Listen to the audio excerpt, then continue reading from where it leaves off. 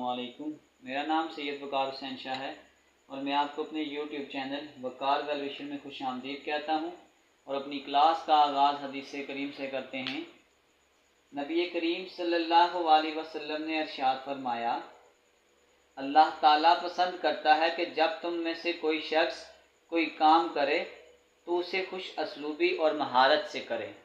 प्यारे बच्चों, आज की क्लास में एक्सरसाइज 3 रिव्यू के क्वेश्चन नंबर 1 के तमाम MCQ सॉल्व करेंगे। तो वीडियो को शुरू करने से पहले कमेंट सेक्शन में लाजमी बताएं कि आप हमारी वीडियो कहाँ से देख रहे हैं और आपके स्कूल में पढ़ते हैं। तो चलते हैं अपने क्वेश्चन की जाने। 1 encircle the correct option in a proportion A/B is equal to C/D। यानी कि हमारे पास एक प्रोपोर्शन है A/B is equal to C/D। तो वो कह रहा है जो A और D हैं इसे हम क्या कहते हैं, जो A और D होता है इसे हम कहते हैं कि ये आपके पास एक्सट्रीम पोजीशन है। और अगर आप इसी की जगह B और C कह देता तो फिर हम ये कहते हैं कि product of extreme is equal to product of mean. तो करेक्ट ऑप्शन एक्सट्रीम है। In a ratio A/B, A/B, इसमें जो A होता है इसको हम कहते हैं ये एंटीसीडेंट है, यानी ANTECE। और जो B होता है इसे हम कहते हैं कंसीक्वेंट। तो इसका मतलब ये हुआ कि आपके पास जो राइट ऑप्शन है वो है ऑप्शन नंबर A। थर्ड आपके पास आ गया कि इफ़ x + 13 रेशो x + 7, यानी x + 13 रेशो उठाएंगे तो ये आ जाएगा x + 7 which is equal to 4/5। तो हमने x की वैल्यू निकालनी है तो ये आ जाएगा 5x + 13 is equal to 4x + 7। ये आ जाएगा 5x, 13 को 5 से मल्टीप्लाई करेंगे 65, 4x + 7 4s are 28। ये आ गया 5x + 4x इधर आके -4x 28, ये प्लस उधर जाके माइनस हो जाएगा। 5x में से 4 निकालेंगे x, 28 में से 65 माइनस कर दें तो ऑप्शन है -37। तो राइट ऑप्शन आपके पास आ रहा है -37, यानी कि राइट ऑप्शन है बी। चलते हैं इसके नेक्स्ट पार्ट की जानिब। 4 हमें ये गिवन है कि 4x - 7y is equal to 2x - 3y। तो हमने x रेशियो y फाइंड करना है। xy टर्म को एक तरफ कर लें, यानी ये +2x इधर आके -2x, ये 7x उधर जाके 7y - 3y। तो 4x में से 2x निकालेंगे तो यहाँ पे आ जाएगा 2x। 7y में से 3y निकालेंगे, जब हम 7y में से 3y निकालेंगे तो यहाँ पे आ जाएगा 4y। तो अगर हमने x रेशो y बनाना हो तो इसका मतलब ये हो गया कि इस y को इधर लेकर आ जाएं, इस 2 को दे जाएं, यानी x/y इज इक्वल टू 4/2। तो ये कैंसिल होके इसका जो आंसर आ जाएगा वो आ जाएगा 2/1। तो इसका मतलब है कि x/y का जो आंसर आपके पास आ जाएगा वो आ जाएगा 2/1। तो राइट ऑप्शन आपके पास ऑप्शन बी है। चलते हैं इसके नेक्स्ट पार्ट की जाने। 5 इसमें हमने मीन प्रोपोर्शन को फाइंड आउट करना है। तो मीन प्रोपोर्शन का तरीकाकार ये होता है कि जो चीज़ हम लेट करते हैं उसको सेकंड और थर्ड प्लेस पे लिखते हैं। यानी इसके ऊपर मैं 16x4 y4 ratio a is equal to A/Z⁴।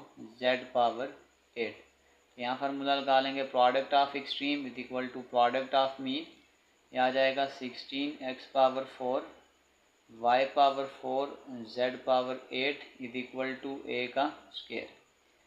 तो अगर मैं इसको स्क्वायर बनाने की कोशिश करूँ तो आ जाएगा 4x का स्क्वायर, y का स्क्वायर, Z⁴ है तो इसको मैं 4 लिखता हूँ और फिर मैं बाय यूँ कर लेता हूँ स्क्वायर, यानी कि 4 का square 16, 2 2s are 4, 2 2s are 4 और 2 4s are 8। तो दोनों तरफ अगर आप अंडर रूट ले लें तो ये कैंसिल हो जाएगा। इसका आंसर आ जाएगा +-4x² y² Z⁴ equal to a।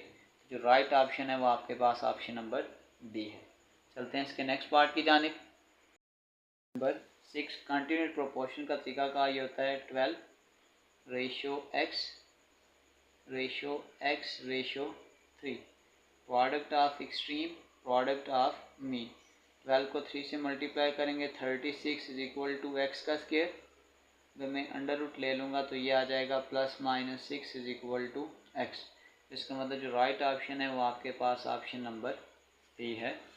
चलते हैं नेक्स्ट पार्ट की जानिब। से A square is inversely proportional to B power 5, A square is inversely proportional to B power 5।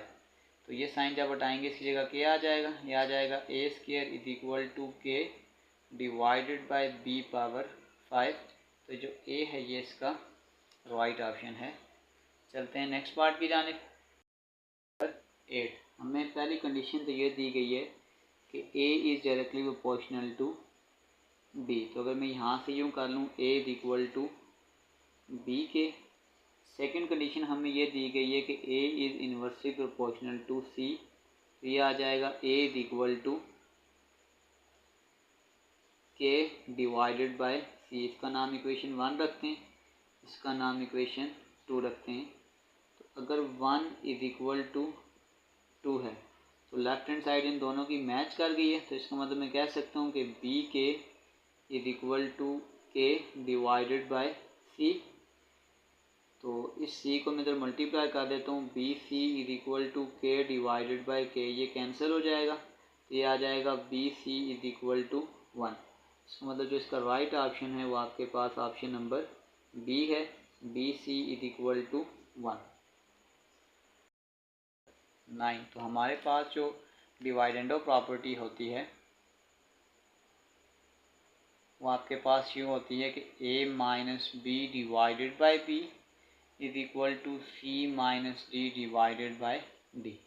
तो अगर इसके हिसाब से देखें तो आपके पास राइट ऑप्शन ए है, यानी इस बाई को हटाएंगे तो बी बन जाएगा। और इसका मतलब है कि जो राइट ऑप्शन है वो आपके पास ऑप्शन नंबर ए है। तो चलते हैं इसके लास्ट पार्ट की जानिब। 10, हमारे पास ये है कि x varies inversely as y का स्क्वायर, यानी x is inversely proportional to y का स्क्वायर। तो इसको हटाएंगे आ जाएगा x is equal to K y का स्क्वायर। इसको इधर मल्टीप्लाई कर दें, यह आ जाएगा x y का स्क्वायर इज इक्वल टू के। तो हमने इसमें के की वैल्यू को फाइंड आउट करना है। तो के का आंसर इस क्वेश्चन में निकालना था। तो इसके साथ इसका जो राइट ऑप्शन है वो आपके पास है ऑप्शन नंबर सी, ये आपके पास इसका राइट ऑप्शन है। इसी के साथ हमारी रिव्यू एक्सरसाइजेज 3 भी कंप्लीट हो चुकी हैं। आखिर में मैं इसकी एक प्लेलिस्ट लगा दूंगा, उस प्लेलिस्ट में जाकर आप 10th क्लास की किसी भी वीडियो को विज़िट करना चाहें तो आसानी से विज़िट कर सकते हैं। आखिर में एक छोटा सा मैसेज अपने देखने और सुनने वालों के लिए कि किसी लिखने वाले ने क्या खूब लिखा है कि लोगों से वो सवाल ना करो जो खुदा ने इंसानों से करने हैं। मसलन तुम्हारा मज़हब क्या है, तुम किसकी इबादत करते हो, तुमने रोज़ा रखा है। लोगों से वो सवाल करो जो इंसान को इंसान से करने चाहिए। मसलन क्या तुम्हें कोई परेशानी है, क्या तुम भूखे हो, क्या मैं तुम्हारी कुछ मदद कर सकता हूँ। प्यारे बच्चों, अपना बहुत सारा ख्याल रखें। मिलते हैं अगली वीडियो में, तब तक के लिए अल्लाह हाफिज़।